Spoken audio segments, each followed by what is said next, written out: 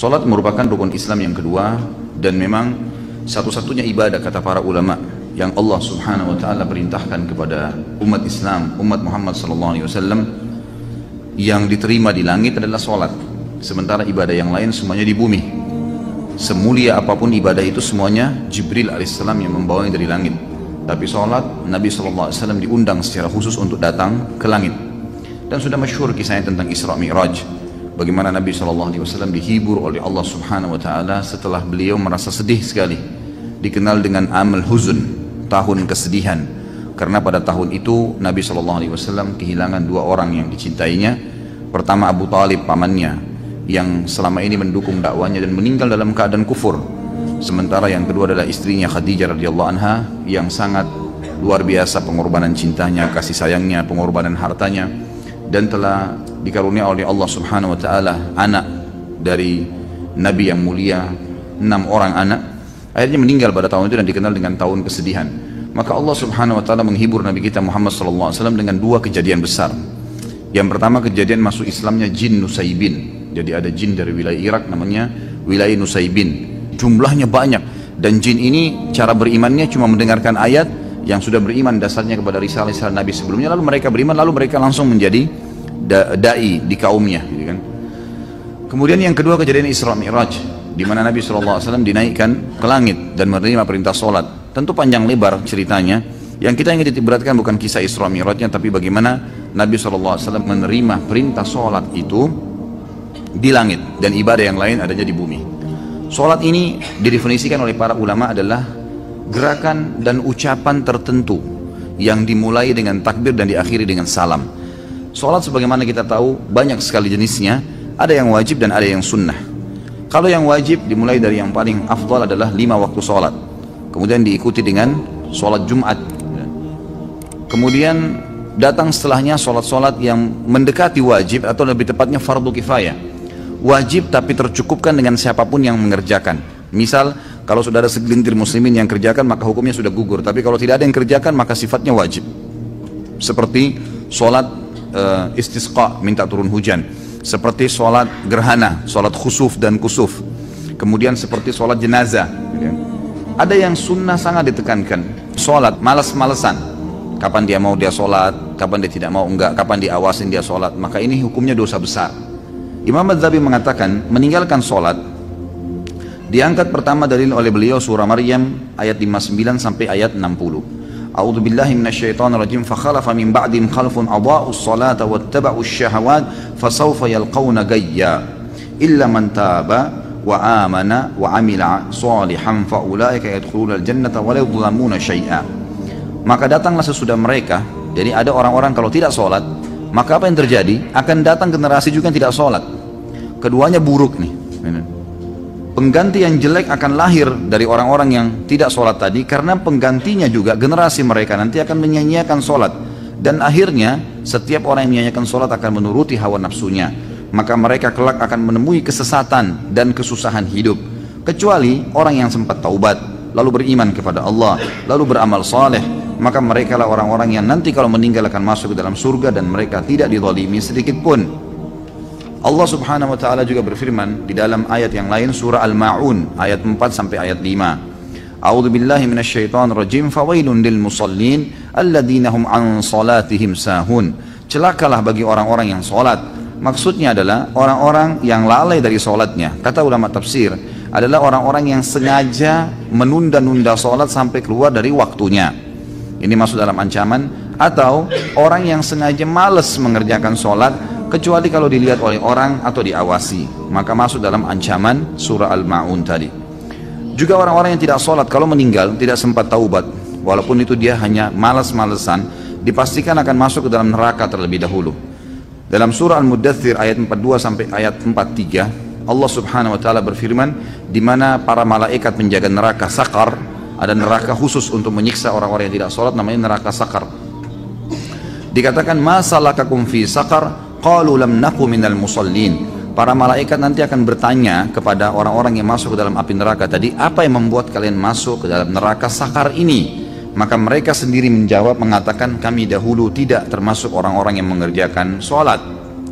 Nabi kita Muhammad SAW menekankan sekali sholat dan menjadikan tolok ukur kesolehan seseorang dan perbedaan dasar antara keimanan dan kekufuran adalah sholat. Sabda beliau yang beliau sampaikan dalam hadis riwayat Tirmidzi dalam Kitabul Iman, An-Nasa'i juga menyebutkan dalam Kitabus Shalah dan beberapa perawi hadis yang lain. Kata Nabi SAW, Al-ahdul ladhi bainana wa bainahumus shalah faman tarakaha faqad kafar. Perjanjian dan perbedaan dasar antara kita dengan orang-orang yang kafir adalah sholat. Maka barang siapa yang meninggalkannya, dia telah kafir. Maksudnya di sini secara membangkang atau jahdan. Di antara sholat-sholat itu, ada juga hadis yang lain berbunyi, Bainal abdi wa bainal syirki tarkus sholah.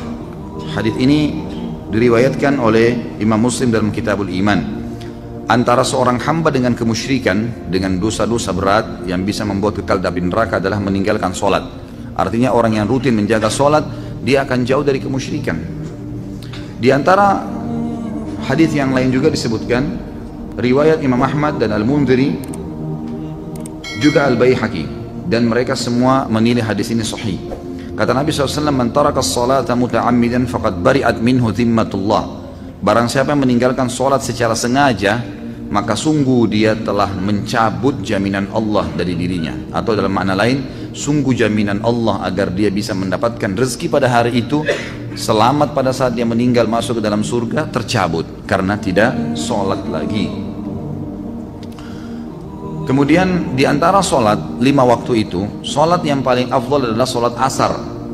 Sebagaimana Allah Subhanahu wa taala menyebutkan dalam Al-Qur'an, A'udzu billahi minasyaitonir rajim, hafidhu 'alas salawati was salatil wusta wa qumu lillahi qanitin. Jagalah selalu salat-salat kalian, terutama yang diwajibkan, terutama ya, lagi ditekankan lagi salat yang pertengahan. Kata ulama pertengahan adalah asar, yang lebih kuat pendapat adalah asar karena waktu pagi itu dihitung subuh dan duhur, dan waktu petang dihitung maghrib dan isya, maka asar berada di tengah-tengah. Juga ada hadis Nabi SAW, hadis ini diriwayatkan oleh Imam Bukhari dalam kitab Manaqibus Shalah. Kata Nabi SAW, Man fatathu salatul asri habita amalu. Barang siapa yang luput melaksanakan sholat asar, maka dalam bentuk pengingkarannya, memang dia tidak mau sama sekali mengerjakannya, maka amal ibadahnya yang lain akan dihapus atau gugur, akan menggugurkan semua ibadah dia yang lain. Kemudian saya ingin titik beratkan di sini kepada teman-teman, masalah sholat ada juga hal-hal yang ingin saya tambahkan yang harus diperhatikan. Seperti misalnya usahakan selalu sholat di awal waktu, maksimalkan itu. Jadi usahakan dijadwalkan, ya. Lebih penting, bahkan dijadikan sebagai momen lebih penting daripada makan pada saat kita lapar, yaitu dengarkan azan sudah ada di masjid, terutama bagi laki-laki. Bagi perempuan sudah standby tentu di sejadahnya. Kalau di masjid-masjid, kalau musala kantor, kalau rumah dia di rumah, ya dia di rumahnya, gitu ya. Maka harus maksimal, usahakan azan, tidak ada aktivitas yang lain. Para sahabat Nabi Ridwanullahi alaihim kalau sudah mendengarkan azan, mereka berhenti dari segala aktivitas, tidak ada lain yang dikerjakan. Mereka langsung menuju ke sholat karena itu panggilan dari Allah. Hadis Bukhari berbunyi, Nabi SAW mengatakan, pada saat ditanya amal apa yang paling Allah cintai, maka beliau mengatakan as-salatu ala waktiha, sholat di awal waktunya. Kemudian hadis yang lain juga, dan saya sarankan teman-teman lakukan walaupun sekali seumur hidup nih. Kata Nabi SAW, siapa yang selama 40 hari tidak ketinggalan takbiratul ihram imam, maka dijamin baginya selamat dari sifat kemunafikan. Insya Allah tidak akan pernah dusta seumur hidup, tidak akan pernah memungkiri janji, dan tidak akan pernah juga dia mengkhianati amanah. Yang kedua teman-teman sekalian, usahakan dalam sholat menghadirkan kehusyuan, konsentrasi. Khusyuk ini wajib, namanya tumakninah, ketenangan dalam sholat. Dimulai dari tenangnya seseorang mengucapkan bacaan, gerakan, melakukan gerakan, jadi Allahu Akbar dengan tenang.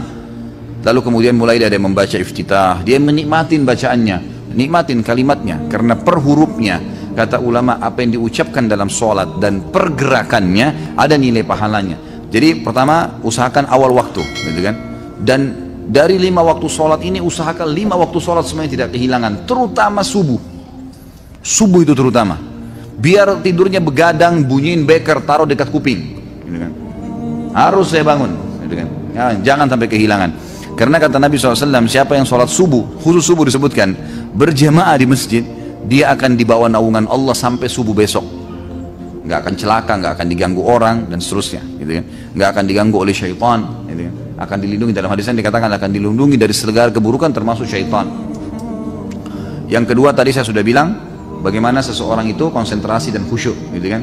Yang ketiga, melakukan gerakan sholat secara khusus. Kita bahas masalah gerakan sholat sesuai dengan ajaran Nabi SAW.